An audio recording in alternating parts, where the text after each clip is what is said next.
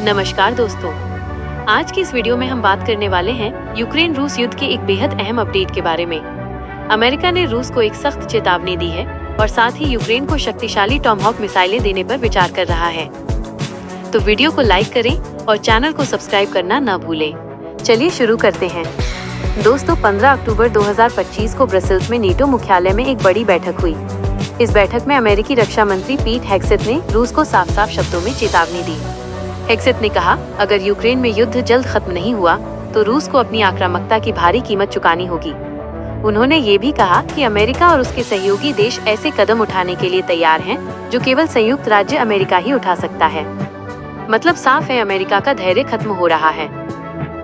दोस्तों, यूक्रेन रूस युद्ध को शुरू हुए अब लगभग 3 साल होने वाले हैं। ये तीसरी सर्दी का मौसम है जब यूक्रेन लड़ाई में डटा हुआ है, लेकिन हालात बहुत गंभीर हैं। रूस ने अब तक यूक्रेन के लगभग 20% हिस्से पर कब्जा कर लिया है। यूक्रेन पूरी तरह से अमेरिकी और नेटो के हथियारों पर निर्भर है, लेकिन चिंता की बात यह है कि यूक्रेन को मिलने वाली सैन्य सहायता कम हो रही है। कील इंस्टीट्यूट की एक रिपोर्ट के मुताबिक जुलाई-अगस्त में यूक्रेन को मिली औसत मासिक सैन्य मदद साल के पहले 6 महीनों की तुलना में 43% कम हो गई है। ये एक खतरनाक संकेत है। अब आता है सबसे दिलचस्प हिस्सा। राष्ट्रपति डोनाल्ड ट्रंप का प्रशासन यूक्रेन को लंबी दूरी की टॉमहॉक मिसाइलें देने पर विचार कर रहा है। दोस्तों, टॉमहॉक मिसाइल कोई साधारण हथियार नहीं है।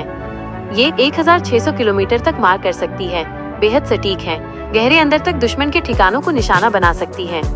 अगर यूक्रेन को ये मिसाइलें मिल जाती हैं, तो रूसी क्षेत्र में स्थित सैन्य ठिकाने भी यूक्रेन की रेंज में आ जाएंगे। ये युद्ध का पूरा समीकरण बदल सकता है। माना जा रहा है कि अमेरिका इस कदम का इस्तेमाल रूस पर दबाव बनाने के लिए कर रहा है, ताकि वो शांति वार्ता के लिए तैयार हो जाए। हेग्सेथ ने नेटो देशों से भी जोरदार अपील की है।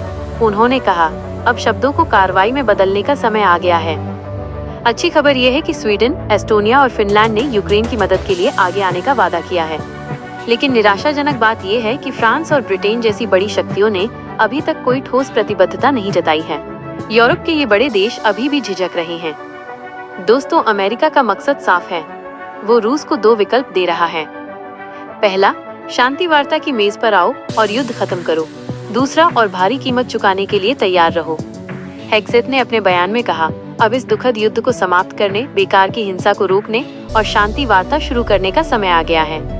लेकिन सवाल ये है कि क्या रूस इस दबाव में आकर बातचीत के लिए तैयार होगा या फिर स्थिति और बिगड़ेगी? क्या है इसका मतलब? दोस्तों, इस पूरी खबर से 3 बड़ी बातें सामने आती हैं। पहला, अमेरिका अब सीधी कार्रवाई के लिए तैयार दिख रहा है। ट्रंप प्रशासन युद्ध को जल्द खत्म करना चाहता है।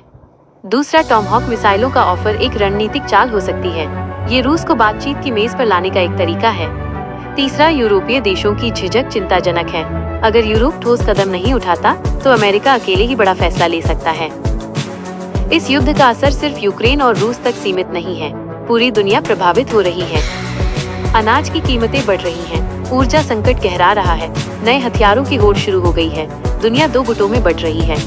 अगर ये युद्ध जल्द नहीं रुका तो इसके गंभीर परिणाम हो सकते हैं। तो दोस्तों, ये था आज का अपडेट यूक्रेन रूस युद्ध पर। अमेरिका ने साफ कर दिया है कि अब धैर्य खत्म हो रहा है। आने वाले दिनों में 3 परिदृश्य संभव हैं। 1, रूस दबाव में आकर बातचीत के लिए तैयार हो जाए। 2, अमेरिका यूक्रेन को टॉमहॉक मिसाइलें दे दे और युद्ध नई दिशा ले ले। 3, या फिर अमेरिका सीधी कार्रवाई करे। हमें देखना होगा कि अगले कुछ हफ्तों में क्या होता है। आप क्या सोचते हैं? क्या रूस शांति वार्ता के लिए तैयार होगा या युद्ध और तेज होगा? कमेंट करके जरूर बताएं। अगर वीडियो पसंद आई हो तो लाइक करें, शेयर करें और चैनल को सब्सक्राइब करना ना भूलें। बेल आइकन भी दबा दें ताकि आपको हर अपडेट सबसे पहले मिले। मिलते हैं अगली वीडियो में नई खबरों के साथ। धन्यवाद। जय हिंद।